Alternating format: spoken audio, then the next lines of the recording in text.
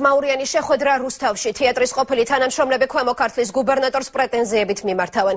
დასის ყოფილი წევრები თეატრში დაბრუნებასა და ადმინისტრაციის შეცვლას მოითხოვენ. 2011 წელს გათავისუფლებული მსახიობებისა და თეატრმცოდნეების ბრალდებებს დავით კირკიტაძე 2 საათის განმავლობაში ისმენდა. გადაწყდა, რომ პრობლემის მოგვარებისას ადგილობრივი ხელისუფლება კულტურის სამინისტროს რეკომენდაციებს გაითვალისწინებს. უფლებადამცველთა გაერთიანების თავმჯდომარე ნიკოლოზ მჟავანაძე რუსთავის თეატრის მმართველისთვის ბოდიშის მოხდას არაპირებს და 2011 წელს თეატრიდან გათავისუფლებულ მსახიობებთან ერთად სამართლებრივ დავას განაგრძობს. ბოდიში აქვთ მოსახდელი მათ, ვინაიდან დაამცირეს ეს ხალხი, ჩარეცხილები უწოდეს, გაყარეს სამსახურიდან და აქით კიდევ პრეტენზიებს აცხადებენ.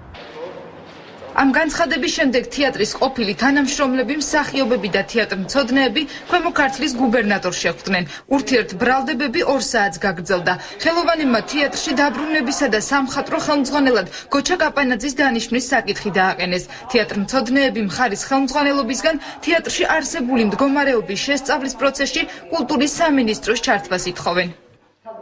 ჩვენ შევთანხმდით ერთ რამეზე, რომ კულტურის სამინისტროს ჩემი მხრიდან იქნება ჩაყენებული ამ პრობლემაში, რაც არსებობს რუსთავის თეატრში და მათ რეკომენდაციებს გავითვალისწინებთ იქიდან გამომდინარე, რომ დარწმუნებული ვართ, ადამიანები, რომლებიც იქ მუშაობენ ამ საკითხებზე, აქვთ მეტი კომპეტენცია.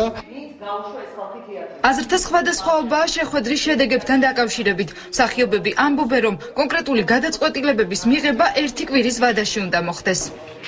პრინციპში არ იყო ეს შედეგიანი, იმიტომ რომ შედეგს ჩვენ მაინც მივიღებდით გუბერნატორის გარეშეც. სამართალი, ასე ვთქვათ, ჩვენ მხარეზეა.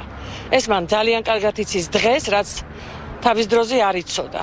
გუბერნატორი შეგვპირდა, რომ თეატრი დაფინანსდება, როგორც ფინანსდებოდა დანარჩენ საკითხებს, შემოქმედებით საკითხებს, რაც შეეხება ის გადაწყვეტს კულტურის სამინისტროსთან.